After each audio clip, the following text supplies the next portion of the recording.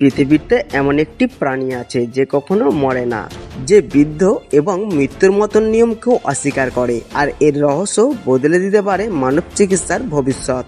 সালটা ছিল 1988। ইতালির ভূমধ্যসাগরের তীরে একটি তরুণ বিজ্ঞানী জেলিফিশ নিয়ে গবেষণা করছিলেন। প্রাণীটির নাম ছিল ট্যারিটোপসিস ডোহর্নি। এখানে ঘটল এক অবিশ্বাস্য ঘটনা। বিজ্ঞানী লক্ষ্য করলেন পূর্ণবয়স্ক জেলিফিশটি হঠাৎ সংকুচিত হতে শুরু করেছে। তার শরীর ছোট হচ্ছে, আর কয়েক ঘন্টার মধ্যেই সে আবার পরিণত হলো এক নতুন শিশু জেলিফিশে। যেন ঘড়ির কাঁটা উল্টো দিকে ঘুরে গেছে। বিজ্ঞানী ভাবলেন হয়তো ভুল দেখছেন। তিনি বারবার পরীক্ষা করলেন, কিন্তু ফলাফল প্রতিবারের মতো একই। সে আবার নতুন করে জন্ম নিচ্ছে। কিন্তু এটা আসলে কিভাবে সম্ভব? এখানেই আসে বিজ্ঞানীর সবচেয়ে চমকপ্রদ অংশটা। সাধারণত যে কোনো প্রাণীর শরীরে কোষ একবার পরিণত হলে সে আর আগের অবস্থায় ফিরে যেতে পারে না।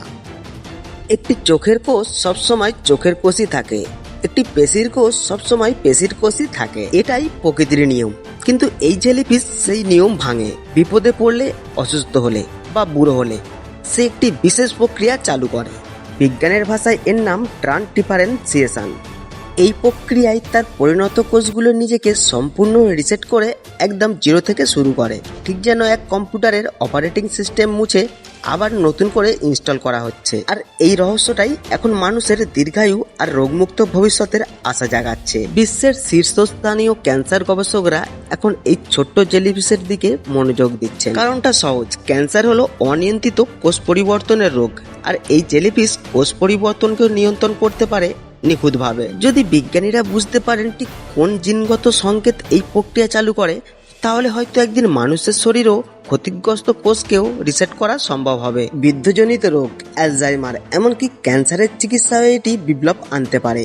আপনি হয়তো ভাবছেন, তাহলে কি জেলিফিশ কখনোই মরে না? আপনাকে এখানেই একটু সতর্ক থাকতে হবে। সে বৃদ্ধ হয়ে মরে না, এটা কিন্তু সত্য, কিন্তু শিকারী তাকে খেয়ে ফেলতে পারে, রোগ তাকে মারতে পারে, সমুদ্রের দূষণ তাকে শেষ করে দিতে পারে। তার মানে হলো বাইরের আঘাত থেকে সে নিজেকে কখনো বাঁচাতে পারে না। কিন্তু মানুষ বা সাধারণ প্রাণীর মতো সে এইরকম ভাবে মরে না। এই বৃদ্ধটা খুব গুরুত্বপূর্ণ। বিজ্ঞানীরা তাই বলেন সে জৈবিকভাবে অমর, মানে তার শরীর নিজে থেকে বুড়ো হয়ে মরে না। একটি প্রাণী যার আকার তোমার নখের চেয়েও ছোট, সে হাজার বছর ধরে সমুদ্রের অন্ধকারে বেঁচে আছে, মরতে মরতে ফিরে আসে। আর আমরা এত বিজ্ঞান, এত প্রযুক্তি নিয়ে তার রহস্য এখনো বুঝে উঠতে পারি না। এই একটি ছোট্ট প্রাণী প্রমাণ করে দেয় যে এই বিশ্বব্রহ্মাণ্ডে প্রতিটি সৃষ্টির পেছনে রয়েছে স্বয়ং ভগবানের অসীম মায়া। তিনি এই ক্ষুদ্র প্রাণীর ভিতরে লুকিয়ে রেখেছেন এমন এক রহস্য যা আমাদেরকে অনুভব করায় সৃষ্টির গভীরতা সত্যি আমাদের কল্পনার বাইরে। এই ছোট্ট জেলিফিশ একদিন মানব জাতির সবচেয়ে বড় আবিষ্কারের দরজা খুলে দিতে পারে। ভিডিওটি ভালো লাগলে একটি লাইক করে চ্যানেলটিকে সাবস্ক্রাইব করে দিয়ে যান, আর তোমার মতামত কমেন্টে জানান।